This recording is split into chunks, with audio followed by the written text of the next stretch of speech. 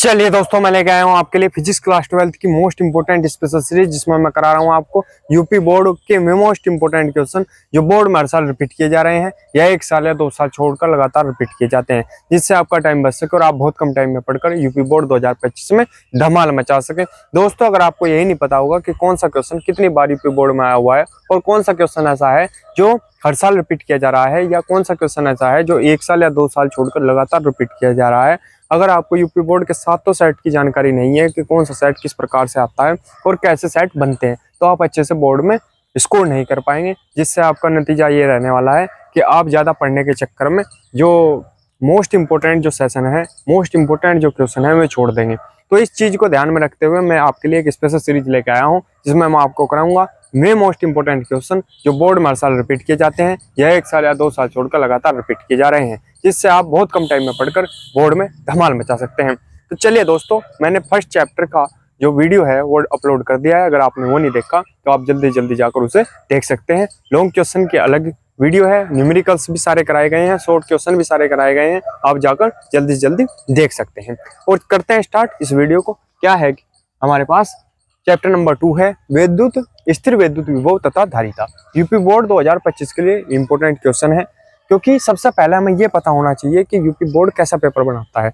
जो UP board है वो हर साल जो 95% जो पेपर है वो पिछले 5 से 7 सालों से ही रिपीट करता है। मतलब जो पिछले 5 से 7 सालों में उसने पूछा है यूपी बोर्ड में, वही आने वाले कुछ सालों में पूछा जाता है। मान लिया 2025 में आपका पेपर आएगा, तो उसमें जो पेपर आएगा वो लगभग 2017 से लेकर जितने भी क्वेश्चन आए हुए हैं उनमें से 95% क्वेश्चन आपसे पूछे जाएंगे।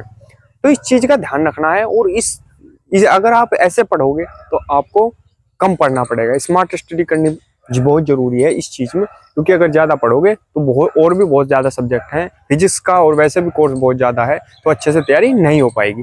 तो करते हैं स्टार्ट और बताता हूँ आपको कि सबसे पहले हमें क्या करना है।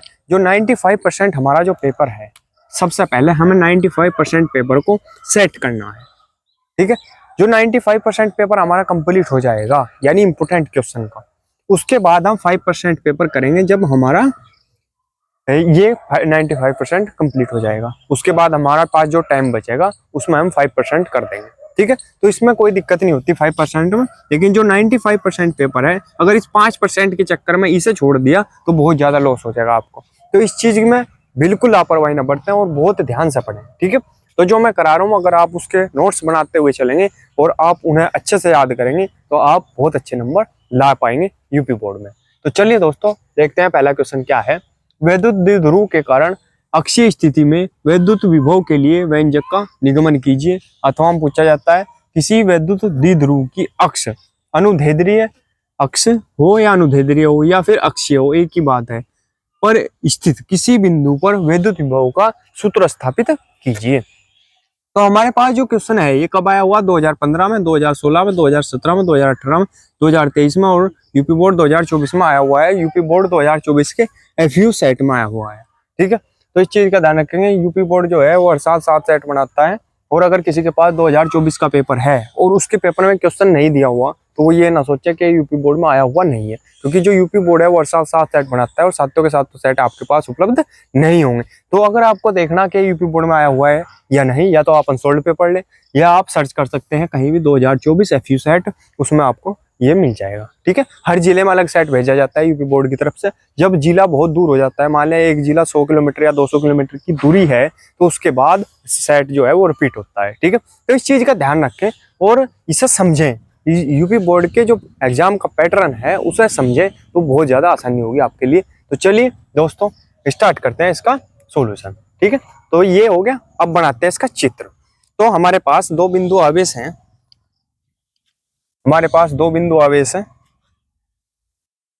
सॉल्यूशन करेंगे इसका। ठीक है, एक तो है -Q और एक है +Q। ठीक है, इनसे कुछ दूरी पर एक बिंदु क्या है? P। ये बिंदु कुछ दूरी पर एक बिंदु P है। ठीक है भाई, ये है। अब क्या करते हैं, इन्हें दो भागों में डिवाइड करने वाला O है, जो पहले चैप्टर का पहला क्वेश्चन है। ठीक है, वही उससे रिलेटेड ही थोड़ा थोड़ा ये क्वेश्चन है, मतलब लगभग समान ही है। ठीक है, चित्र तो लगभग समान ही है। और इनके बीच की जो दूरी है वो कितनी है? 12। और जब इनके बीच की दूरी 12 है तो यहाँ से यहाँ तक की दूरी कितनी होगी? L होगी। क्यों होगी एल? क्योंकि ये एल है और यहाँ से यहाँ तक की भी एल होगी, क्योंकि ये एल है और ये एल है, ये एल प्लस एल, तभी तो ये 2l है। ठीक है, एक एल और एक एल, कितने एल हो गए? 2l, तो तभी तो 2l है। ठीक है, तो इस चीज का भी ध्यान रखें। यहाँ तक हो गया। अब क्या करते हैं, और मान लिया हमने यहाँ से यहाँ तक की जो दूरी है वो r है, यहाँ से यहाँ तक की जो दूरी है वो r है, तो टोटल की दूरी कितनी हो जाएगी? मान लिया O से P तक की तो दूरी होगी r। ठीक है, O से P तक की जो दूरी है वो कितनी होगी? r हमारे पास। और अगर हम इस टोटल की दूरी निकाल लें माइनस Q से P तक की दूरी, तो कितनी होगी? माइनस Q से P तक की दूरी, मान लें यहाँ से लेकर यहाँ तक की जो दूरी, देखो इससे इधर की तो है r, बची कितनी? l, l ही तो बची, इससे इधर कितनी है? l, और उससे उधर r, तो r plus l, r plus l हो जाएगी। ठीक है, टोटल तो r प्लस l। ठीक है, तो ये भाई इसका चित्र है, इसे इसका स्क्रीनशॉट ले लेंगे और फिर बढ़ते हैं आगे क्वेश्चन के सॉल्यूशन की तरफ।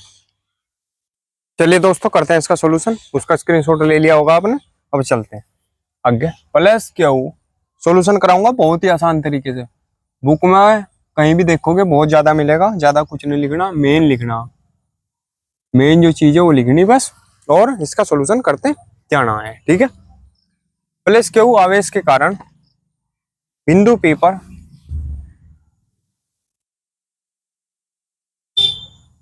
वैद्युत विभव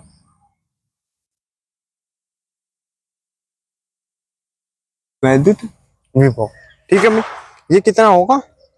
V1 बराबर 1/4 पाई एप्सिलॉन 0 के क्यू बटे r माइनस एल। ठीक है, क्यों होगा ये r माइनस एल? ये चीज देखेंगे हम, क्यों होगा ये r माइनस एल। अगर हम विद्युत विभव की बात करें तो इसका जो नॉर्मल फॉर्मूला है वो क्या है? 1/4 पाई एप्सिलॉन 0 के क्यू बटे r, इसका नॉर्मल फॉर्मूला ये है, रियल फॉर्मूला जो है। ठीक है, इसके लिए तो हम, क्योंकि प्लस क्यू आवेश के कारण ले रहे, हम ये देखेंगे जो चित्र है हमारे पास, जो प्लस क्यू आवेश ले रहे ना हम, तो प्लस क्यू आवेश ले रहे जब हम, तो प्लस क्यू आवेश से जो P तक की दूरी है वो कितनी है? तो दूरी की, ये क्या है दूरी, तो ये दूरी उसकी जगह रखते हैं। मान लिया अब हमारे पास चित्र बनाया हमने, ये दो बिंदु आवेश थे, एक माइनस क्यू था, एक प्लस क्यू, इनसे कुछ दूरी पे एक बिंदु P है। ठीक है, यहाँ से यहाँ तक की दूरी हमारे पास 2l है, और ये O है, ये L है, और ये भी L है। ठीक है भाई, और ये R है यहाँ से यहाँ तक, और ये R प्लस L है। ठीक है, ये R प्लस L है। ठीक है, यहाँ तक समझेंगे, R प्लस L है। अब ये तो ठीक है कि ये R प्लस L है, लेकिन ये प्लस क्यू से P तक की जो दूरी है वो कितनी है? प्लस क्यू से P तक की दूरी देखो, इससे इधर इधर क्या है, यहाँ तक तो टोटल कितनी है? R है, लेकिन इससे इधर कितनी एक्स्ट्रा है? L एक्स्ट्रा है, तो क्या होगा यहाँ से यहाँ तक की? R minus L। ठीक है, तो प्लस क्यू से जो P तक की दूरी है वो R माइनस L है, तो इसलिए लिखा R माइनस L। ठीक है भाई, और अगर हम माइनस क्यू की बात करेंगे तो माइनस क्यू आवेश लेंगे जब, तो माइनस क्यू से P तक की दूरी लिखी जाएगी, तो माइनस क्यू से जो P तक की दूरी वो कितनी है? R प्लस L है, तो जब माइनस क्यू आवेश लेंगे दूरी कितनी लिखी जाएगी? R plus L। ठीक है, बाकी फॉर्मूला सब सेम है। V1 इसलिए लगा क्योंकि क्यू प्लस क्यू के कारण ले रहे, क्योंकि दो आवेश के कारण ले रहे हैं हम। ठीक है, तो हो गया यहाँ तक, कोई दिक्कत नहीं है, क्योंकि आवेश तो है वही, भले ही माइनस क्यू और प्लस क्यू, माइनस क्यू और प्लस क्यू प्रकृति बता रहा है इसकी, लेकिन ये थोड़ा ही है कि आवेश क्यू नहीं है, क्यू तो है। ठीक है, तो फॉर्मूले में क्यू ही रहेगा। अब जहां माइनस वाला होगा, यहाँ क्या लिया हमने? प्लस क्यू, जहां माइनस वाला होगा वहां माइनस के क्यू आ जाएगा इसमें। ठीक है, तो चलो अब क्या देखेंगे? माइनस क्यू आवेश के कारण बिंदु P पर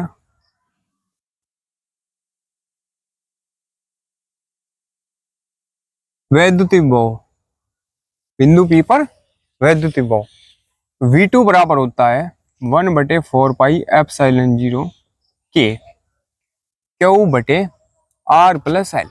यहाँ क्यों लिया R प्लस L? क्योंकि टोटल की दूरी रखनी है हमें, माइनस क्यू से P तक की जो दूरी है वो लिखनी है। ठीक है, तो इस चीज का ध्यान रखेंगे। ये हो गया और ये हो गया। अब क्योंकि आवेश माइनस का लिया तो इसमें माइनस का क्यों लिया जाएगा? ठीक है, तो क्या लिखेंगे? V2 बराबर क्या हो जाएगा? ये माइनस, जब ये हो गया यहाँ माइनस का क्यों हो गया तो सारा माइनस का हो गया है, तो माइनस के 4 पाई एप्सिलॉन 0 के क्यू बटे आर प्लस एल। इसे ऐसा लिखा जा सकता है, बिल्कुल लिखा जा सकता है। ठीक है, अब यहां तक तो होगा क्लियर। अब चलते हैं, अब हमारे पास परिणामी विभव निकाल लेंगे हम, तो वो होगा v बराबर v1 प्लस v2। परिणामी जो विभव होगा वो v बराबर v1 प्लस v2 फॉर्मूला है। अब इसमें मान रख देंगे v1 का भी और v2 का भी। तो v1 का मान कितना है हमारे पास, ये 1 बटे 4 पाई एप्सिलॉन 0 के क्यू बटे आर माइनस एल, क्यू बटे आर माइनस एल। तो क्यू बटे आर माइनस एल लिख लिया, इसका मान तो पूरा। अब प्लस का चिन्ह है, बीच में प्लस का चिन्ह लगा दिया। v2 कितना है, ये v2 रखेंगे माइनस के 1 बटे 4 पाई एप्सिलॉन 0 के क्यू बटे आर प्लस एल। ठीक है, ये हो गया, कोई दिक्कत नहीं आता, बिल्कुल ठीक है। कोई दिक्कत आ रही हो तो बताइए कमेंट करके। बराबर 1 बटे, अब क्या करेंगे इसमें, 1 बटे 4 पाई एप्सिलॉन 0 के। मैं यहाँ डायरेक्ट माइनस कर देता लेकिन करानी, क्योंकि समझ नहीं आने का फिर। ठीक है, बिल्कुल क्लियर करके बताऊंगा। आर माइनस एल, अब प्लस और माइनस तो क्या हो गया, माइनस 1 बटे 4 पाई एप्सिलॉन 0 के क्यू बटे आर प्लस एल। ठीक है भाई, ये हो गया हमारे पास, कोई दिक्कत नहीं आता। अब इनमें देखो कॉमन क्या चीज आ रही है, कॉमन ऊपर से क्यू कॉमन है, नीचे से 4 पाई एप्सिलॉन 0 के कॉमन है। ठीक है, कॉमन ले लो इसे, तो दिख रहा ना भी क्लियर। हाँ, तो हम क्या करते हैं, कॉमन ले लेंगे। ऊपर से क्यू कॉमन ले लिया और नीचे से 4 पाई एप्सिलॉन 0 के कॉमन ले लिया। ठीक है, तो ये कॉमन ले लिया। अब क्या बचा ऊपर, 1 बटे नीचे आर माइनस एल। ठीक है, 1 आर माइनस एल, ये कॉमन में चला गया, ये और ये कॉमन में आ गया, बचा क्या, ए 1 बटे आर प्लस एल। माइनस का चिन्ह बीच में, माइनस का चिन्ह 1 बटे आर प्लस एल। ठीक है, यहाँ तक कोई दिक्कत नहीं है। ये एक्स्ट्रा है जो इसे साफ कर लेंगे।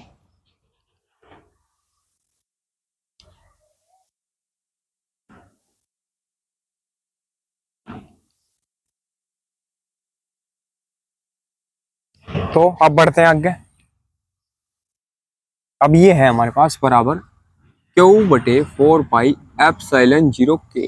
ठीक है, ये अब इसका एलसीएम कितना आएगा, एलसीएम मैंने लेना बताया था पिछले में भी। क्या है एलसीएम इसका, आर माइनस एल और आर प्लस एल, यही एलसीएम है, क्योंकि 2 और 4 तो है नहीं। अगर भिन्नों में होते तो लिख देते हम, क्योंकि ये नंबर में तो है नहीं कुछ भी, तो आर माइनस एल और आर प्लस एल ही लिख देंगे, और आर प्लस एल। ठीक है, ये एलसीएम मान लिया हमने इसका। ठीक है, अब क्या करते हैं, एलसीएम था इसे, ये जो आ रहा है इसे भाग करेंगे तो इससे ये कट जाएगा माइनस वाला। ठीक है, क्या बचेगा, प्लस वाला, तो प्लस वाले के ऊपर गुणा होगी। बाकी किसी का अपना अलग मेथड हो, कुछ ऐसा करना है, इस किस्म गुणा कर दी, इस किस्म कर दी और एलसीएम ले लिया, कुछ का ये मेथड है। ठीक है, सबका अलग अलग बात है, तो जैसा भी तुम्हें अच्छा लगे वैसा करो। वैसे नियम जो है वो यही है कि इसे भाग करेंगे हम, और बचेगा क्या, ये जो बचा भाग फला है हमारे पास, इसके ऊपर गुणा करेंगे इसमें, तो क्या होगा, ये आर प्लस एल। ठीक है, और माइनस का चिन्ह बीच में है, माइनस का चिन्ह लगा देंगे। फिर आर प्लस एल से आर प्लस एल वाला कट जाएगा, बचेगा क्या, आर माइनस एल। तो आर माइनस एल के ऊपर गुणा करेंगे 1 में, तो क्या आएगा, आर माइनस एल। ठीक है, ये हो गया यहाँ तक, कोई दिक्कत नहीं। अब बराबर क्यू बटे 4 पाई एप्सिलॉन 0 के, क्या हो गया है, करो, आर प्लस एल। ठीक है, माइनस का चिन्ह बीच में, माइनस का चिन्ह लगा दिया, R minus minus plus L. ठीक है, जो प्लस क्या कर दिया, माइनस माइनस प्लस, चिन्ह बदल दिया इसने, ये माइनस का आर हो गया, ये माइनस का एल था, लेकिन माइनस अंदर गुणा हुई तो क्या हो गया, प्लस का एल। ठीक है, बटे इसे क्या लिखेंगे, इसका फॉर्मूला भी है हमारे पास एक, क्या है हमारे पास फॉर्मूला होता है ए स्क्वायर माइनस बी स्क्वायर बराबर ए माइनस बी और ए प्लस बी। ठीक है, ये फॉर्मूला है। अब अगर इसके अकॉर्डिंग, इस फॉर्मूले के अकॉर्डिंग हम देखें इसे, तो क्या लिखा जा सकता है, ए इसे मानना ए आर को, बी मानना एल को, तो इसके अकॉर्डिंग इस फॉर्मूले को क्या लिखा जा सकता है, R square minus L square, तो वही लिख देंगे। ठीक है, तो क्या बनेगा, बराबर क्यू बटे 4 पाई, तो वही लिख दो, ये तो यहाँ बच रही है अभी जगह, R square minus L square, इस फॉर्मूले के अकॉर्डिंग। ठीक है भाई, यहाँ तक समझ में आया। अब ये क्या है, माइनस का आर है, ये प्लस का आर है, इससे ये कट गया। ठीक है, अब क्या बचा, 1 बटे 4 पाई एप्सिलॉन 0 के टू एल और एल कितने हो गए, 2l बटे R square minus L square. ठीक है, यहाँ तक। अब क्योंकि जो चित्र में हमने देखा, जो एल का मान है वो छोटा था आर से, आर का मान बहुत बड़ा है, तो इसलिए इसे नगण्य मान लिया जाए, तो लिख देंगे हम चूंकि, इधर ही लिख दो, जगह कम पड़ेगी वरना, ऐसे लिखो चूंकि आर बहुत बड़ा है एल से, इसलिए एल बराबर 0, इसलिए एल बराबर 0। जब एल बराबर 0 मान लिया यहाँ, तो क्या हो गया, क्यू बटे 4 पाई एप्सिलॉन 0 के 2L बटे आर स्क्वायर। तो ये तो 0 हो गया, खत्म हो गया, बस यही तो बच गया। अब क्या बचेगा, बराबर इसे क्या लिख देंगे, इसे इधर इसके साथ ले आओ, और इसके नीचे यहाँ क्या रह जाएगा 1 बटे 4 पाई एप्सिलॉन 0 के, क्या ये क्यू को उसके साथ ले आए, क्यू 2L, ये क्यू 2L बन गया बटे आर स्क्वायर। अब क्या करेंगे, इसे पी, इसकी जगह क्या लिखा जाएगा, क्यू 2L को, जिन्होंने मेरी पहली वीडियो देखी उन्हें पता, क्यू 2L को क्या लिखा जाएगा, पी, तो इसे लिख देंगे पी 1 बटे 4 पाई एप्सिलॉन 0 के पी बटे आर स्क्वायर। तो काय के बराबर चल रहा है, वी के बराबर चल रहा, वी के बराबर चल रहा, तो लिख भी देंगे यहाँ, क्या लिख देंगे, क्योंकि P बराबर, P क्या है, विद्युत द्विध्रुव आघूर्ण Q2L, ठीक है, Q2L। यहाँ तो कोई दिक्कत नहीं है किसी को। अब क्या है, अब क्या करते हैं हम, अब यदि K बराबर 1 हो तो लिख दें, यदि K बराबर 1, तब क्या होगा, तब क्या हो जाएगा, इसके बाद ये लिखना V बराबर 1 बटे 4 पाई एप्सिलॉन 0। देखो K हट जाएगा फिर जब 1 हो गया इसके बराबर, P बटे आर स्क्वायर, विभव है तो क्या आ जाएगा, वोल्ट, इसका मात्रक। ठीक है, ये हमने प्रूफ कर दिया। स्क्रीनशॉट ले लेंगे इसका और बढ़ेंगे फिर अगले क्वेश्चन की तरफ। कोई डाउट हो तो इसमें हमें बता सकता है कमेंट करके। चलिए दोस्तों, देखते हैं अगला क्वेश्चन क्या दिया हुआ है हमारे पास। समविभव पृष्ठ से क्या तात्पर्य है, इसकी महत्वपूर्ण विशेषताएं क्या हैं, आवेश के दो खोखले सेकेंद्रीय गोलों पर जिनकी त्रिज्याएं R1 तथा R2, R1 greater than R2 है, इस प्रकार से वितरित किया है ताकि उनके आवेश के पृष्ठ घनत्व समान हो। गोलों के उभयनिष्ठ केंद्र पर विभव ज्ञात कीजिए। अथवा में ऐसे पूछा गया है, 2024 में ऐसा आया और 2020 में ऐसा आया था। आवेश क्यू को R तथा R, capital R greater than R त्रिज्याएं के दो सेकेंद्रीय खोखले गोलों पर इस प्रकार से वितरित किया जाता है ताकि उनके आवेश के पृष्ठ घनत्व बराबर रहें। उनके उभयनिष्ठ केंद्र पर वैद्युत विभव ज्ञात कीजिए। ठीक है, कौन सा सेट में आया, यूपी बोर्ड 2020 और 2024 के सेट में आया, FW जो सेट था 2024 का।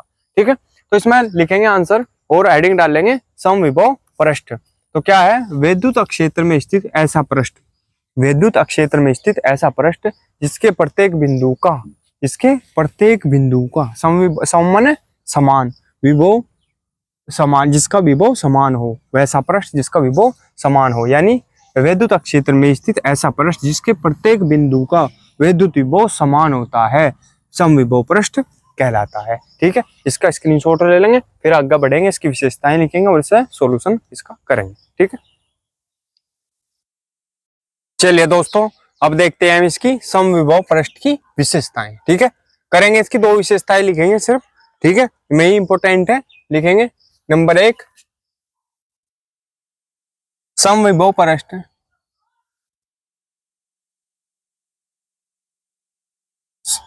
समविभव पृष्ठ पर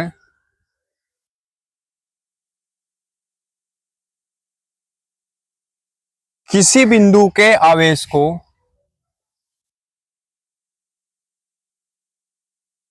किसी बिंदु के आवेश को एक बिंदु से दूसरे बिंदु तक, एक बिंदु से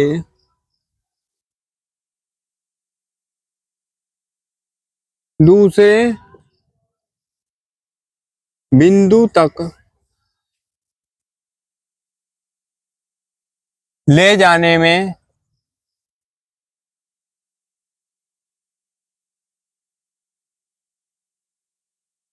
किया गया, ले जाने में किया गया कार्य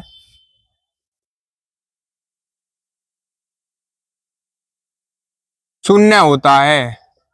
ठीक है, तो क्या हो गया, समविभव पृष्ठ पर किसी बिंदु के आवेश को एक बिंदु से दूसरे बिंदु तक ले जाने में किया गया कार्य शून्य होता है। ठीक है, किया 2 बार आ गया भाई, 1 बार कर दियो। और नंबर 2 क्या होगा, समविभव पृष्ठ के समविभव पृष्ठ के प्रत्येक समविभव पृष्ठ के प्रत्येक बिंदु पर वैद्युत क्षेत्र की तीव्रता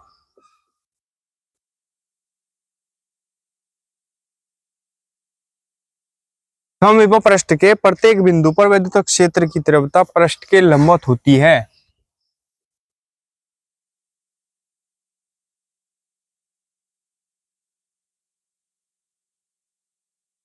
पृष्ठ के लंबवत होती है। ठीक है, तो स्क्रीनशॉट ले लेंगे इसका, आगे बढ़ेंगे, फिर इसका चित्र बनाएंगे और आर्टिकल सिद्ध करेंगे। चलिए दोस्तों, हमने इसका चित्र बना दिया भाई। ये गोले है ना, ये पूरे गोले हैं, पूरे गोल है। ठीक है, यहाँ बोर्ड पे इतना अच्छा बन नहीं पाता, तो इसलिए आपको क्या करना, पूरे गोले बनाने प्रकार से, ये भी। ठीक है, तो ये R1 है, ये R2 है, ये O है, ये Q1 है और ये Q2 है। ठीक है, इसका स्क्रीनशॉट ले लेंगे, फिर इसका आर्टिकल जो फॉर्मूला सिद्ध करना है वो करेंगे। ठीक है, बहुत ही आसान तरीके से समझाऊंगा। चलिए दोस्तों, करते हैं आगे का सोल्यूशन। इसका क्या है, क्या लिखेंगे, यहां से लिखना स्टार्ट करेंगे। माना आवेश Q, माना आवेश Q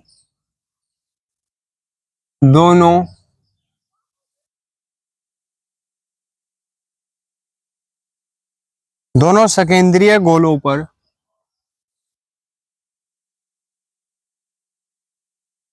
Q1 व Q2 में बट जाता है,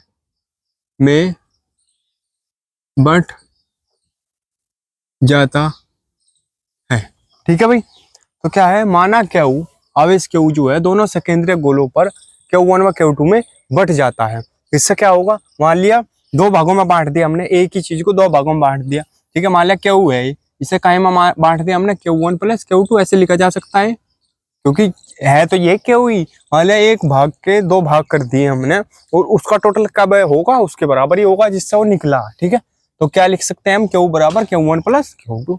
ठीक है, लिखा जाएगा आराम से। अब इसे मान लेते हैं हम इक्वेशन नंबर 1। ठीक है भाई, अब क्या करेंगे, दोनों आवेशों पर ऐसे लिखेंगे, दोनों, दिख रहा ना क्लियर, दोनों गोलों पर आवेश पृष्ठ घनत्व समान है।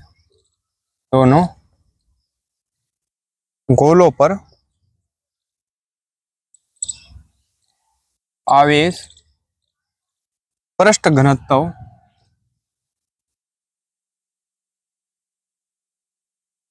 समान है, अतः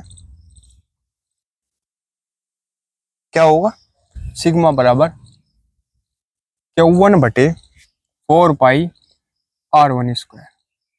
ठीक है, एक चीज देखो, सिग्मा का वैसा फॉर्मूला जो है वो क्या होता है, Q/4πr²। ठीक है, लेकिन ये क्योंकि 2 की बात हो रही है, Q1 और Q2 की, तो इसमें आवेश में चेंज होगा और R में चेंज होगा, तो दूसरा भी क्या होगा, Q2/4πr2²। ठीक है, तो इससे क्या होता है, क्यों लिखे हमने, क्योंकि दोनों गोलों पर आवेश पृष्ठ घनत्व समान है, तो जो सिग्मा का मान है वो ये है, और जो पहले वाले का मान है वही दूसरे वाले का मान है। ठीक है, तो इसलिए लिख दिया हमने सिग्मा Q1/4πr1² बराबर Q2/4πr2²। ठीक है, तो ये हो गया यहाँ तक। अब चलते हैं, अब अगर मैं क्या लिखूं इसे, Q1/Q2 बराबर 4πr1²/4πr2² लिख सकता हूँ इसे, ऐसा लिखा जा सकता है। ये देखो, ये Q1 है, ये Q1 है। ठीक है, इसके नीचे से ले लिया और इसे उधर ले लिया। ठीक है, ट्रांसफर कर दिए इसके साथ। ये जो Q2 है ये इधर ले लिया नीचे। ठीक है, ये Q2 है यहाँ ले लिया, तो क्या बन गया Q1/Q2, और ये जो है ये कहाँ जाएगा, ये यहाँ 4πr1²/4πr2²। ठीक है, अब 4π से 4π कट गया, क्या बचा, Q1/Q2 बराबर r1²/r2²। ठीक है भाई, ये बच गया हमारे पास। अब Q1 बराबर क्या हो जाएगा, यहाँ से Q1 बराबर, तो ये Q2 कहाँ चला जाएगा, इसके पास। ठीक है, Q1 कहाँ चला जाएगा, सॉरी Q2 कहाँ चला जाएगा, इसके पास जब क्रॉस करेंगे। ठीक है, तो R1 स्क्वायर बटे R2 स्क्वायर क्या आ जाएगा, Q2। इसे मान लेते हैं समीकरण 2। ठीक है भाई, अब समीकरण 2 से समीकरण 1 में मान रख दो। समीकरण 2 से Q1 का मान समीकरण 1 में रखने पर, 1 में रखने पर तो दिख रहा ना क्लियर नीचे। 1 में रख, तो समीकरण 2 से ये जो Q1 का मान आया, ये कहाँ रख देंगे हम, यहाँ रख देंगे। ठीक है, समीकरण 1 में। तो क्या हो जाएगा हमारे पास, Q बराबर, Q1 का मान कितना है, ये R1 स्क्वायर बटे R2 स्क्वायर Q2, यही तो है मान, फिर प्लस Q2। ठीक है भाई, यहाँ तक कोई दिक्कत नहीं किसी को। ठीक है, क्या क्यों करा हमने, देखो क्या करा, Q1 का जो मान है वो हमारे पास ये है, Q R1 स्क्वायर बटे R2 स्क्वायर Q2। ठीक है, इसकी जगह हमने क्या रख दिया, Q1 का मान जो कहाँ रख दिया, यहाँ इसमें। ठीक है, तो Q1 का जब मान रखा जाएगा R1 स्क्वायर बटे R2 स्क्वायर Q2, और प्लस में क्या है इसके साथ, Q2। ठीक है, अब Q1 यहाँ भी, Q2 यहाँ भी है, Q2 वहां भी है, Q2 क्या आ गया, कॉमन ले लेंगे Q2 को, तो क्या लिखा जाएगा अब आगे, तो क्या लिख सकते हैं हम, Q बराबर, यहां से Q2 कॉमन ले लेंगे, Q2 क्या बचेगा अंदर, R1 स्क्वायर बटे R2 स्क्वायर प्लस 1। ठीक है, जब ये कॉमन आ गया, ठीक है, क्या बचा, ये बचा R1 स्क्वायर बटे R2 स्क्वायर, और इधर तो क्या बचा, इधर तो कुछ नहीं बचेगा। ठीक है, यही बचा था, और प्लस 1, क्योंकि ये तो कॉमन आ गया। ठीक है भाई, अब इसका एलसीएम निकाल लो, अब इसका एलसीएम निकाल लेंगे तो क्या हो जाएगा, ये Q बराबर Q2 क्या लिखा जाएगा, R1 square plus R2 square बटे R2 स्क्वायर। ठीक है भाई, एलसीएम तो आ गया, समझ में आ गया होगा ये तो एलसीएम कैसा करा, कुछ तो ऐसा करा है, कुछ मैंने पहले बताया कि कैसे निकाला जाए फॉर्मूला। ठीक है, एलसीएम कैसे निकाला जाए। ठीक है, अगर ये भी नहीं पता तो मेरी स्टार्टिंग की वीडियो है, उनमें मैंने सब कुछ समझाया है कि एलसीएम कैसे निकाला जाता है, और अगर किसी के तब भी समझ में ना आया हो तो कमेंट करके मेरे से पूछ सकता है। ठीक है, तो अब क्या है हमारे पास, ये हो गया। अब इसकी गुणा, ये जो R2 स्क्वायर है ये कहाँ चला जाएगा, इसके साथ आ जाएगा, Q के साथ आ जाएगा। ठीक है, क्रॉस मल्टीप्लाई अगर करें तो क्या लिख सकते हैं हम इसे, Q R2 स्क्वायर बराबर Q2 R1 square plus R2 square. ठीक है, लिखा जा सकता है। ये जो है ये इसके साथ आ गया, और बचा क्या इधर, Q2 R1 square plus R2 square. ठीक है, अब हमें निकालना Q2 का मान, तो जो टर्म पहले निकालनी उसे लिख देंगे, तो क्या लिख देंगे, Q2 R1 square plus R2 square बराबर क्या हो जाएगा, Q R2 स्क्वायर। ठीक है, तो ये जो है ये कहाँ चला जाएगा जब Q2 निकाल लेंगे, इसके नीचे, तो Q2 बराबर Q R2 स्क्वायर बटे R1 square plus R2 square, ये आ गया। ठीक है भाई, अब Q2 का भी मान आ गया हमारे पास, और Q1 का भी मान आ गया। ठीक है, यहाँ तक कोई दिक्कत तो नहीं किसी को। ठीक है, इसे मान लेते हैं समीकरण नंबर 3। ठीक है, अब ये जो Q2 का मान आया हमारे पास, ये जो Q2 का मान आया ये कहाँ रख देंगे, यहाँ रख देंगे। ठीक है, इसकी जगह समीकरण 2 में, समीकरण 2 में Q2 का मान रख दो, तो लिख देंगे समीकरण 2 में, समीकरण 3 से Q2 का मान रखने पर, ठीक है भाई, अब रखो, तो Q2 का मान यहाँ रखेंगे इसकी जगह। ठीक है, तो क्या हो जाएगा हमारे पास, Q1 बराबर R1 स्क्वायर बटे R2 स्क्वायर। ठीक है, यहाँ तक, और Q2 कितना है, ये है, तो क्या लिख देंगे, Q R2 स्क्वायर बटे R1 square plus R2 square. आ गया, कोई दिक्कत नहीं है। हमने क्या करा, Q2 का जो मान है वो यहाँ रख दिया, यहाँ तक किसी को कोई दिक्कत तो नहीं है। तो अब क्या करेंगे हम, ये जो Q2 स्क्वायर है इससे पूरा का पूरा ये कट जाएगा। ठीक है, क्या बचेगा अब हमारे पास, Q1 बराबर क्या बचेगा, एक तो Q बचा है क्यू, ये क्या है R1 स्क्वायर, ये तो बचा एक R1 स्क्वायर एक क्यू बटे नीचे क्या बचेगा R1 square plus R2 square. ठीक है, दिख रहा ना क्लियर नीचे? हाँ दिख रहा। ठीक है, तो ये जो Q1 का मान आ गया ये आ गया। ठीक है, Q2 का मान हमारे पास ये है। अब क्या करेंगे, क्योंकि ये क्या है देखो, जब Q1 का मान निकला रियल तो क्या हुआ QR1 आया ऊपर, और Q2 का मान निकला तो QR2 आया। ठीक है, ये बात है बस। ठीक है, अब क्या करेंगे, अब इसे मान लेते हैं क्वेश्चन नंबर 4। ठीक है, इसे मान लेंगे समीकरण नंबर 4। अब आगे बढ़ते हैं हम। अब V बराबर हमारे पास होता है V1 प्लस V2। V बराबर हमारे पास होता है V1 प्लस V2। ठीक है, अब V बराबर V1 प्लस V2 होता है, और जो V1 और V2 का मान है फॉर्मूला है वो कितना होता है, जगह बच रही ना इधर, एक बार चेक कर लूं। हाँ है, तो चलो मैं साफ कर देता हूँ इधर से। ठीक है, थोड़ा साफ कर देते हैं इधर से। अब इधर लिखेंगे, मैंने साफ कर दिया। तो V बराबर, ये तो V बराबर तो होता है V1 प्लस V2, लेकिन V1 और V2 का मान क्या होगा यानी फॉर्मूला, तो वो लिखेंगे V1 का होगा 1/4 पाई एप्सिलॉन 0 Q1 बटे R1, फिर प्लस V2 के लिए क्या होगा 1/4 पाई एप्सिलॉन 0 Q2 बटे R2। ठीक है, तो ये फॉर्मूले हैं इसके, ये क्या है फॉर्मूले हैं। अब क्या करेंगे हम, अब हम क्या करते हैं कि इसमें जो Q1 का मान हमारे पास ये आया और Q2 का मान ये आया, ये दोनों मान यहाँ रखते हैं। ठीक है, तो लिख देंगे हम, दिखने में कोई दिक्कत तो नहीं है। लिख देंगे समीकरण 3 व 4 से Q1 व Q2 के मान रखने पर, Q1 व Q2 के मान रखने पर, तो क्या हो जाता है हमारे पास V बराबर क्या हो जाएगा 1/4 पाई एप्सिलॉन 0। Q1 का मान कितना है, Q1 का मान ये है Q1 R1 square, QR1 square बटे, देखो बटे में एक तो ये आएगा और एक बटे में ये है। ठीक है, तो क्या लिखा जाएगा R1, इसके साथ गुणा में क्या आ जाएगा ये R1 square plus R2 square. ठीक है भाई, समझ गए हो गए यहाँ तक? तो देखो Q1 का मान रखा हमने, Q1 का मान क्या है QR1 स्क्वायर, QR1 स्क्वायर रख दिया बटे में क्या है R1 square plus R2 square, तो R1 square plus R2 square, और लेकिन इसके साथ क्या है बटे में R1 भी है तो R1 यहाँ रहेगा। ठीक है, फिर प्लस 1/4 पाई एप्सिलॉन 0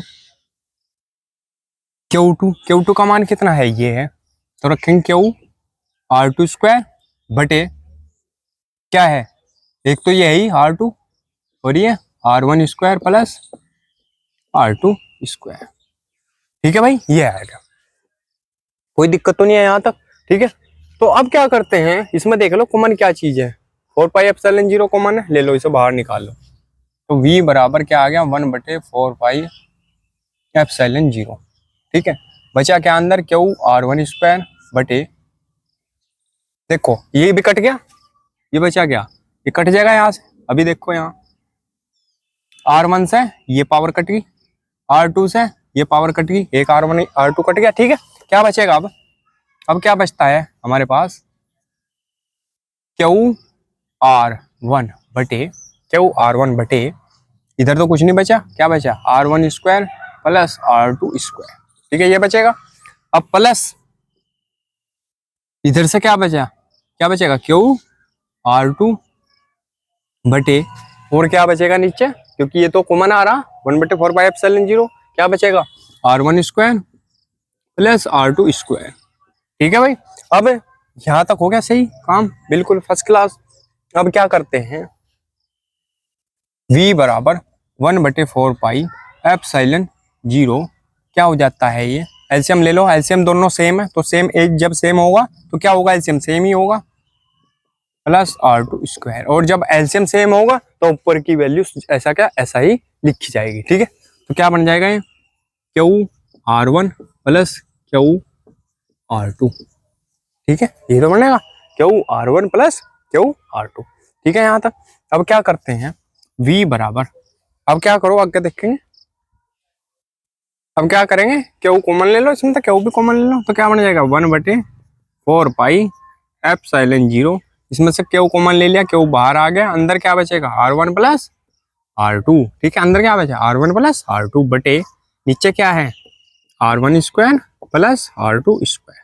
ठीक है भाई, यही हमें सिद्ध करना था, प्रूव करना था, निकालना था। स्क्रीनशॉट ले लेंगे इसका, फिर बढ़ते हैं अगले क्वेश्चन की तरफ बहुत ही आसान तरीके से करते हुए। चलिए दोस्तों करते हैं, देखते हैं अगला क्वेश्चन क्या है। विद्युत द्विध्रुव से क्या तात्पर्य है? किसी विद्युत द्विध्रुव को एक समान विद्युत क्षेत्र में संतुलन की स्थिति से थीटा कोण से घुमाने में किए गए कार्य का सूत्र प्राप्त कीजिए। अथवा में क्या लिखेंगे, एक समरूप विद्युत क्षेत्र में क्षेत्र की दिशा से थीटा कोण पर रखे विद्युत द्विध्रुव की स्थितिज ऊर्जा का सूत्र स्थापित कीजिए। कौन से सन में आया? 2017, 2019, 2020 और 2022 में पूछा गया क्वेश्चन है यूपी बोर्ड के, तो इसलिए करते हैं इसका सॉल्यूशन। कोई चित्र तो है नहीं इसमें, कोई चित्र नहीं बनाना है इसमें। ठीक है, तो हमारे पास जो टो बराबर होता है बल युग्म का गुण, लिख देंगे बल युग्म का आघूर्ण। टो बराबर होता है हमारे पास पीई साइन थीटा। ये हमने सिद्ध भी करा था। ठीक है, ये हमने सिद्ध भी किया है फर्स्ट चैप्टर में के टो बराबर पीई साइन थीटा। मैं करा रहा हूँ आपको बुक से बहुत ही ज्यादा आसान। ठीक है, बुक और मॉडल कुछ भी आप उठाओगे उसमें बहुत ज्यादा बड़ा दे रखा है, बहुत ज्यादा कथासी दे रखी है, उसे पढ़ के कोई फायदा नहीं है। ठीक है, जो मेन चीज है जिससे हमें अच्छे नंबर मिल सके, जो हमें लिख सकें। अगर आप ज्यादा लिखोगे तो 2% याद कर पाओगे, अगर आप कम लिखोगे और अच्छा लिखोगे, इफेक्टिव लिखोगे, तो क्या होगा कि आप ज्यादा याद कर पाओगे और ज्यादा नंबर ला पाओगे। ठीक है, इस चीज का ध्यान रखना आप बोर्ड में। बल युग्म का आघूर्ण टो बराबर होता है पीई साइन थीटा। अब क्या करते हैं, और डी डब्ल्यू बराबर होता है, डायरेक्ट फॉर्मूला लिखना, डी डब्ल्यू बराबर बल युग्म का आघूर्ण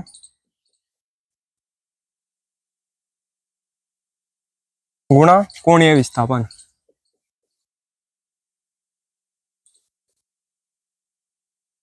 गुणा कोणीय विस्थापन। ठीक है भाई, तो डी डब्ल्यू बराबर हमारे पास क्या हो जाएगा, बल युग्म का आघूर्ण कितना होता है टो, और कोणीय विस्थापन डी थीटा।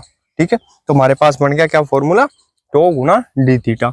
अब बराबर डी डब्ल्यू बराबर टो का मान कितना है पीई साइन थीटा, ये रख लो यहाँ पीई साइन थीटा, और ये डी थीटा है इसके साथ गुणा। ठीक है, तो क्या बन गया पीई साइन थीटा, इस टो की जगह रखा, और डी थीटा ये इसके साथ चल रहा। यहाँ तक कोई दिक्कत नहीं है। अब क्या करते हैं, अब क्या करेंगे, विद्युत द्विध्रुव को, विद्युत द्विध्रुव को θ1 से θ2 तक, θ1 से θ2 तक घुमाने में किया गया कार्य। ठीक है, जब विद्युत द्विध्रुव को हम क्या करेंगे θ1 से θ2 के लिए घुमाएंगे, तो ये जो चीज है इसका हो जाएगा समाकलन, और जब समाकलन हो जाएगा डी का, तो जब समाकलन का चिन्ह लगेगा इस पे डी पे, तो क्या हो जाएगा, इसका समाकलन हट जाएगा। मतलब समाकलन किसको लेकर मरेगा, डी को, यानी समाकलन से डी हट जाएगा, तो क्या बचेगा ये डब्ल्यू। ठीक है, यहाँ बच जाएगा ये डब्ल्यू बराबर। ठीक है, लेकिन ये क्या है पीई साइन थीटा। अब इसमें तो करना पड़ेगा हमें इसका समाकलन। ठीक है, इसका तो डी हट गया, इस पे क्या हटेगा, इसका तो करना ही पड़ेगा। ठीक है, क्योंकि इसका तो हमने कर दिया कि भाई डी हट गया, समाकलन हो गया इसका। अब क्योंकि अब हमारे पास क्या है θ1 से θ2 तक घुमाना हमें, तो लिमिट क्या लगेगी θ1 से θ2, θ1 से θ2। समाकलन तो होगा, समाकलन का चिन्ह है, बायो वाले के समझ में नहीं आता तो बायो वाले ध्यान से देख के, समाकलन का चिन्ह है θ1 से θ2। हमने लिमिट इसलिए लगाई क्योंकि θ1 से θ2 तक घुमाया हमने। ठीक है, और पीई साइन थीटा हमारे पास ये है pi sine theta D theta, ये चली रहा है हमारे पास। ठीक है भाई, यहाँ तक कोई दिक्कत नहीं है किसी को। अब ये जो पीई है इसका तो समाकलन होता नहीं, इसे बाहर ले लो, इसे ले लेते हैं हम बाहर। तो डब्ल्यू बराबर हमारे पास क्या हो जाता है पीई, क्या बचेगा θ1 से θ2, क्या बचेगा हमारे पास साइन थीटा डी थीटा। ठीक है भाई, साइन थीटा डी थीटा दिख रहा है ना, क्लियर, कोई दिक्कत तो नहीं है। हाँ क्लियर दिख रहा। तो अब क्या करते हैं, अब जो है साइन थीटा का वो कितना होता है माइनस के कोस थीटा। अब देखेंगे यहाँ ये जो साइन थीटा है इसका मतलब क्या है, और इस डी थीटा का कि इसका समाकलन करना थीटा के सापेक्ष। डी थीटा का मतलब क्या है, थीटा के सापेक्ष साइन थीटा का समाकलन करना। ठीक है, ये जो समाकलन का चिन्ह है, ये जो डी थीटा है, ये सिर्फ किसको दर्शा रहे, साइन थीटा के समाकलन को दर्शा रहे। ठीक है, और कुछ नहीं है। तो अब साइन थीटा का जो समाकलन है वो होता है माइनस के कोस थीटा। तो लिख देंगे W बराबर PE, साइन थीटा का जो समाकलन है वो कितना होता है, माइनस के कोस थीटा। तो लिख दिया माइनस के कोस थीटा। ठीक है, अभी समाकलन का चिन्ह हट गया क्योंकि समाकलन हमने कर दिया साइन थीटा का। ठीक है, जो साइन थीटा का जो समाकलन होता है वो कितना होता है, माइनस के कोस थीटा, ये ध्यान रखेंगे। और लिमिट कितनी है अब, θ1 से θ2, तो θ1 से θ2 लिमिट लगा देंगे। ठीक है भाई, यहाँ तक किसी को कोई दिक्कत हो नहीं। और जो लिमिट लगाने का जो प्रोसेस है वो क्या है कि W बराबर PE, ये तो हो गया। लिमिट कैसा लगेगी, सबसे पहले अपर लिमिट लगेगी, ऊपर वाली लिमिट, फिर नीचे वाली लिमिट। ठीक है, यहाँ तक किसी को कोई दिक्कत तो नहीं है। ठीक है, सबसे पहले ऊपर वाली लिमिट, उसके बाद नीचे वाली लिमिट। तो ये जो है माइनस, ये सब बाहर ले लो, ये तो ले लिया हमने बाहर। ठीक है, ये बाहर आ गया कोस थीटा वाला। अब ये कोस थीटा वाला जो माइनस है ये यहाँ ले लिया, बचा क्या है, कोस थीटा। जब लिमिट लगाते हैं हम तो क्या फॉर्मूला होगा, क्या लगाएंगे हम, upper limit minus lower limit, यानी ऊपर वाली लिमिट लिखेंगे फिर नीचे वाली लिमिट लिखेंगे। ठीक है, तो कोस थीटा की जगह क्या आएगा, θ2। कोस थीटा की जगह क्या आएगा, θ2, और माइनस इसमें ऑटोमेटिक होगा। ठीक है, जब लिमिट लगाते हैं माइनस ऑटोमेटिक होगा, upper limit minus lower limit. ठीक है, तो थीटा की जगह यहाँ तो रखा θ2 क्योंकि अपर लिमिट में है माइनस। अब क्या होगा, कोस θ1 क्योंकि लोअर लिमिट है। ठीक है, आगे बात समझ में, यहाँ तक कोई दिक्कत नहीं है। अब तो W बराबर क्या हो गया, माइनस के PE कोस θ2 माइनस कोस θ1। अभी इस चीज का हम ध्यान रखेंगे, बहुत ही आसान तरीके से मैंने समझाया। अब आगे बढ़ते हैं हम। अब क्या है, अब ये माइनस के अंदर गुणा कर लो इसकी, ये जो माइनस है इसके अंदर गुणा कर लेंगे हम। तो क्या हो जाएगा, ये जो माइनस का, ये जो प्लस का है माइनस का हो जाएगा, जो प्लस का माइनस का वो प्लस का हो जाएगा। तो जब इसकी माइनस इसमें गुणा करेंगे तो ये काहे का हो जाएगा, माइनस का, और ये काहे का हो जाएगा, प्लस का। तो कौन सा होगा प्लस का, ये। तो लिख देंगे कोस θ1, इसे पहले लिख देंगे क्योंकि ये प्लस का हो गया। माइनस का कौन सा हुआ, कोस θ2, कोस θ2। ठीक है भाई, हो गया यहाँ तक। तो ये आ गया हमारे पास W बराबर PE कोस θ1 माइनस कोस θ2। यहाँ तक किसी को कोई दिक्कत तो नहीं है। ठीक है, यहाँ तक किसी को कोई दिक्कत नहीं। अब यदि क्या हो, यदि θ1 बराबर 0 और θ2 बराबर थीटा के हो, तब क्या होगा, तब W बराबर क्या होगा, W बराबर PE क्या हो जाएगा, θ1 की जगह क्या रखेंगे, 0, तो रख, ये क्या बन जाएगा, कोस 0, फिर माइनस का चिन्ह है, माइनस का चिन्ह लगा देंगे, फिर कोस θ2 की जगह क्या रखेंगे, थीटा। तो ये आ गया। अब इसका कोस 0 का मान कितना हो, W बराबर कोस 0 का मान कितना हो, PE, इसका मान कितना हो, 1 माइनस के कोस थीटा। ठीक है, ये बन गया। चूंकि लिख देंगे, चूंकि जो कोस 0 है उसका मान कितना होता है, 1। ठीक है, तो W बराबर PE 1 माइनस कोस थीटा। अब ये जो क्या स्थितिज ऊर्जा पूछी, और क्या पूछा, स्थितिज ऊर्जा, ये भी कहें कि U बराबर भी होता है W के। ठीक है, U बराबर कहें क्या होती है, W के। W के बराबर होगी, बराबर क्या हो जाएगा, PE 1 माइनस कोस थीटा। ठीक है, तो जो U का मान है वही W का होगा। ठीक है, ये हमने सिद्ध कर दिया, प्रूफ कर दिया, स्क्रीनशॉट ले लेंगे। अगले क्वेश्चन की तरफ बढ़ते हैं। चलिए दोस्तों, देखते हैं अगला क्वेश्चन क्या है हमारे पास। समांतर प्लेट संधारित्र की धारिता के लिए व्यंजक का सूत्र निगमन कीजिए।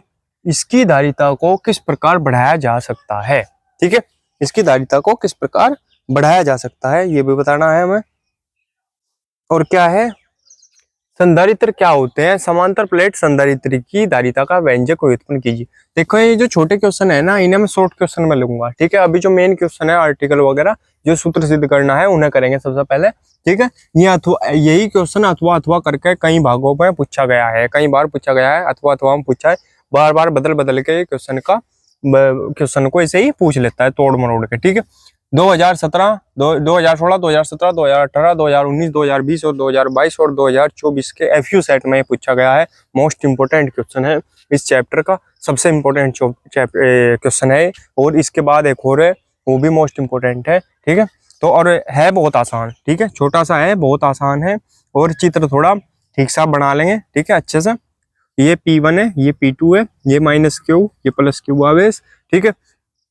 ये प्लस प्लस है, ये यहाँ से यहाँ तक की जो दूरी है वो कितनी है, D है, ठीक है। इस चित्र का स्क्रीनशॉट ले लेंगे और इसका सोल्यूशन करेंगे बहुत ही जल्दी, ठीक है। चलिए दोस्तों करते हैं इसका सोल्यूशन क्या है। बहुत ही आसान तरीके से क्या लिखेंगे, प्रत्येक प्लेट पर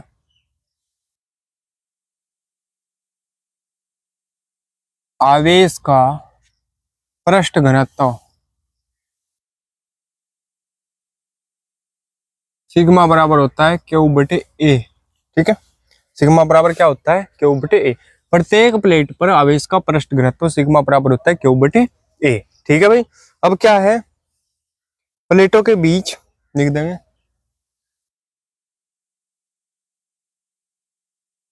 प्लेटों के बीच किसी बिंदु, प्लेटों के बीच किसी बिंदु पर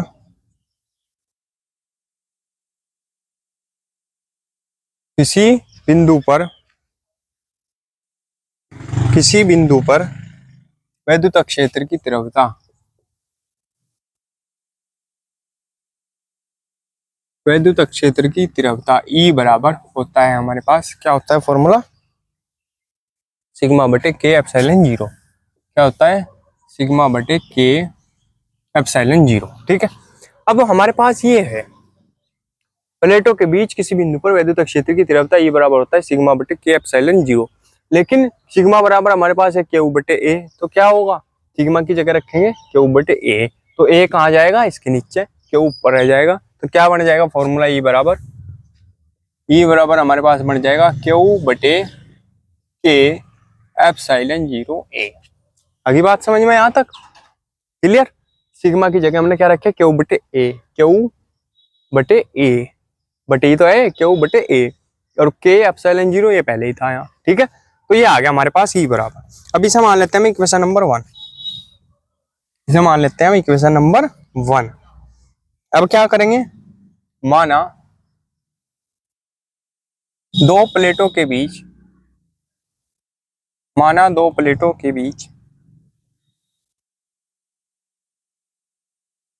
विभवांतर V वोल्ट है, माना दो प्लेटों के बीच विभवांतर V वोल्ट है, तब प्लेटों के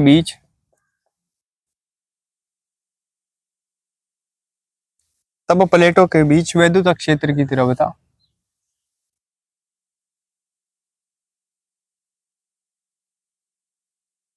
तब प्लेटों के बीच वैद्युत क्षेत्र की तीव्रता E बराबर होती है हमारे पास V बटे डी, ठीक है। E बराबर V बटे डी, और जब E बराबर V बटे डी है तो V बराबर क्या होगा, क्रॉस मल्टीप्लाई करो, इसकी इसमें V की 1 में करेंगे तो क्या होगा V, E की D में करेंगे तो क्या बन जाएगा ED, तो V बराबर हमारे पास क्या आ गया ED, ठीक है। अब ये जो है सही, ये जो इसे मान लेते हैं समीकरण नंबर 2। अब लिख देंगे समीकरण 1 से E का मान समीकरण 2 में रखने पर, समीकरण 1 से E का मान समीकरण 2 में रखने पर, ठीक है। समीकरण 1 से E का मान समीकरण 2 में रखने पर, तो V बराबर हमारे पास क्या हो जाएगा, E की जगह हम ये रखेंगे क्या, ये क्यू बटे के एप्सिलॉन जीरो ए। समीकरण 1 से E का मान रख रहे हैं, क्यू बटे के एप्सिलॉन जीरो ए, और D इसके साथ है, ठीक है। तो क्या बन जाएगा, क्यू डी बटे के एप्सिलॉन जीरो ए, ठीक है भाई। और संधारित्र की धारिता C बराबर होती है क्यू बटे V, लिख देंगे संधारित्र की धारिता C बराबर होती है क्यू बटे V, लेकिन V का मान हमारे पास ये है, तो क्यू का मान रख देंगे, V का मान रख देंगे यहाँ, ठीक है। तो इसे मान लेंगे, ऐसे रख दो बस, V का मान यहाँ रख दो, C बराबर क्यू बटे V का मान कितना है, क्यू डी बटे के एप्सिलॉन जीरो ए, ठीक है भाई। यहाँ तक किसी को कोई दिक्कत हो नहीं, ठीक है। अब ये कहाँ चला जाएगा, जो है ऊपर, ठीक है। के सी बराबर क्या आ जाएगा, ये के एप्सिलॉन 0 ए ऊपर चला जाएगा, तो क्यू तो ये है ही यहाँ, और ये क्या हो जाएगा के एप्सिलॉन 0 ए बटे नीचे क्या बचा क्यू डी। ठीक है, ऊपर जाएगा ना, आगे बात समझ में, ये ऊपर चला जाएगा। ठीक है, तो अब क्यू से क्यू कट जाएगा, क्यू से क्यू कट जाएगा, सी बराबर आ जाएगा के एप्सिलॉन 0 ए बटे डी। ठीक है, यही हमें क्या करना था, सिद्ध करना था, प्रूफ करना था। अब इसमें हमें एक लाइन और लिखनी है, एक दो लाइन, जिसमें इसने पूछा था हमसे, इसने क्या पूछा था हमसे कि विद्युत धारिता कैसे बढ़ाई जाती है। ठीक है, फैराड है इसका आंसर, वो मात्रक, क्योंकि ये है विद्युत धारिता। तो धारिता कैसे बढ़ाई जाती है, नंबर 1 सबसे पहले, और नंबर 2, 2 नंबर लिखेंगे इसमें। सबसे पहले यहाँ तक समझ में आ गया ना, सबको क्लियर है? तो लिखते हैं अब नंबर 1, प्लेटों का अक्षेत्रफल। इसमें अगर लिखना चाहो आप लिख सकते हैं समांतर प्लेट संधारित्र की धारिता को बढ़ाने के लिए। ठीक है, नंबर 1 प्लेटों का क्षेत्रफल अधिक लेना चाहिए।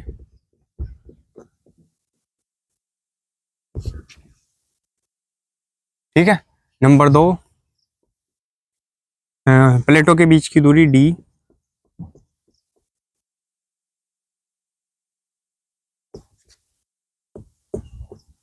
डी कम लेनी चाहिए।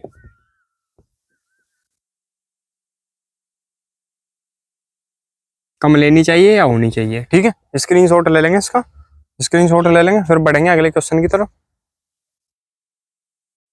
चलिए दोस्तों, देखते हैं अगला क्वेश्चन क्या दिया हुआ है हमारे पास। समांतर प्लेट संधारित्र की धारिता के लिए सूत्र का निगमन कीजिए जब इसकी प्लेटों के बीच आंशिक रूप से परावैद्युत पदार्थ रखा हो। ठीक है, ये जो क्वेश्चन है ये बदल बदल के पूछा जाता है, तो आपको देखना जब प्लेटों के बीच आंशिक रूप से परावैद्युत पदार्थ रखा हो। ठीक है, कौन से सन में आया, 2020, 2022, 2023 में पूछा गया क्वेश्चन है, कई सेटों में आया 2023 के। ठीक है, 24 में नहीं आया, तो अब की बार पक्के चांस है कि आ जाएगा, कोई ना कोई से सेट में पक्का आएगा। ठीक है, तो इस चीज का ध्यान रखें, मोस्ट इंपोर्टेंट क्वेश्चन है ये इस चैप्टर का, और इसे अच्छे तरीके से करेंगे हम। ठीक है, अथवा हम पूछा जाएगा, और इसके साथ कुछ शॉर्ट क्वेश्चनों की डेफिनेशन भी पूछ ली जाती है, संधारित्र किसे कहते हैं, और एक आधा पूछ लिया कोई। ठीक है, तो उन्हें मैं जो डेफिनेशन है इंपॉर्टेंट मैं करा दूंगा शॉर्ट क्वेश्चन की वीडियो में। ठीक है, इसमें मैं करा रहा हूँ सिर्फ लॉन्ग क्वेश्चन। तो ये चित्र बना लेंगे, प्लस क्यू आवे, माइनस क्यू, ये प्लस प्लस की, ये माइनस माइनस की, ये P2 प्लेट, ये P1, यहाँ से यहाँ तक की दूरी T, यहाँ से यहाँ तक की D। ठीक है, स्क्रीनशॉट ले लेंगे, करेंगे इसका सोल्यूशन बहुत ही आसान तरीके से। चलिए दोस्तों, स्टार्ट करते हैं इसका सोल्यूशन। क्या दिया हुआ, अब हम लिखेंगे इसमें 2-3 फॉर्मूले। प्लेटों के बीच, प्लेटों के बीच वायु में, प्लेटों के बीच वायु में विद्युत क्षेत्र की तीव्रता।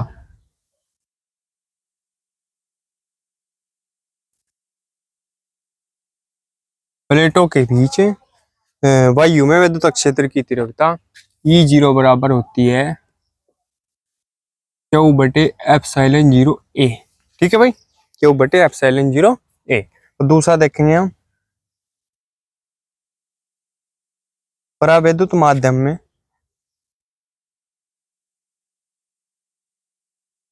परावैद्युत माध्यम में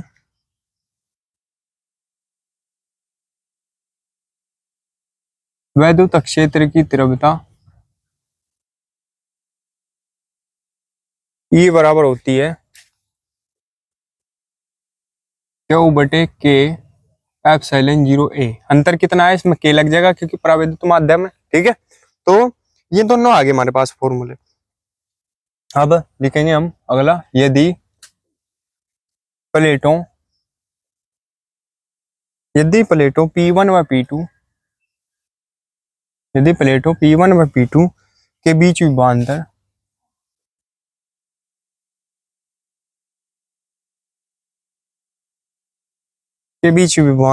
VO, तब क्या होगा, यदि प्लेटों P1 व P2 के बीच विभवांतर VO, तब क्या होगा, V बराबर E0 D minus T plus ET। ठीक है, तो V बराबर क्या होगा, E0 D minus T plus ET। अब क्या करेंगे, इसमें मान रख देंगे हम, E0 का मान ये है, ये रख देंगे यहाँ, E का मान ये है, ये यहाँ रख देंगे। ठीक है, रखेंगे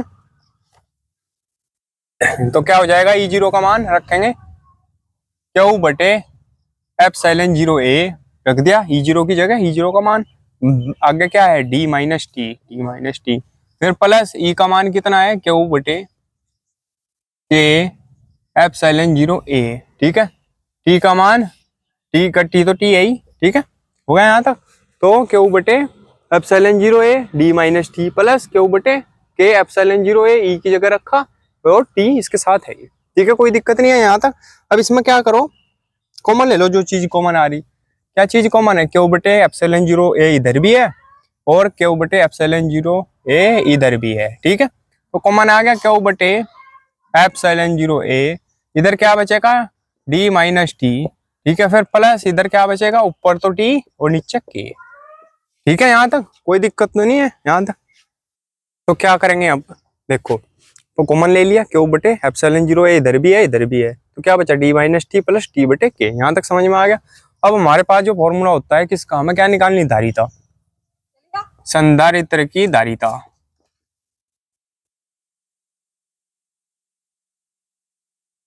C बराबर होता है क्यू बटे V। ठीक है, क्यू बटे V, तो ये V बराबर ही तो चल रहा है यहाँ तक, V का ही तो मान है।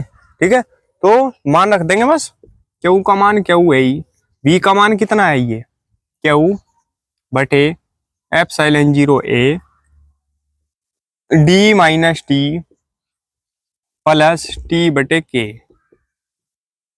ठीक है, क्यू से क्यू कट गया, ये जो है क्या एप्सिलॉन 0A ये कहाँ चला जाएगा ऊपर, तो क्या बन जाएगा ये एप्सिलॉन 0A। ठीक है, एप्सिलॉन 0A ये ऊपर चला गया, नीचे क्या बचा D minus T plus T बटे K। ठीक है, ये कहे का मान है C का, तो क्या लिख सकते हैं अब, यहाँ लिख दो एक बार क्लियर सा, C बराबर एप्सिलॉन 0A बटे D minus T plus T बटे K। ठीक है, ये है फेरड, मात्रक हो गया इसका फेरड। यहाँ तक किसी को कोई दिक्कत तो नहीं है, क्लियर है ना सबका।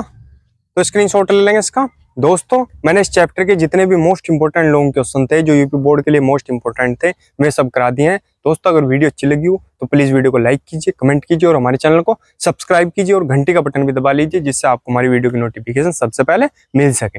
मिलते हैं अगली वीडियो में, बने रहिए हमारे चैनल पर। धन्यवाद।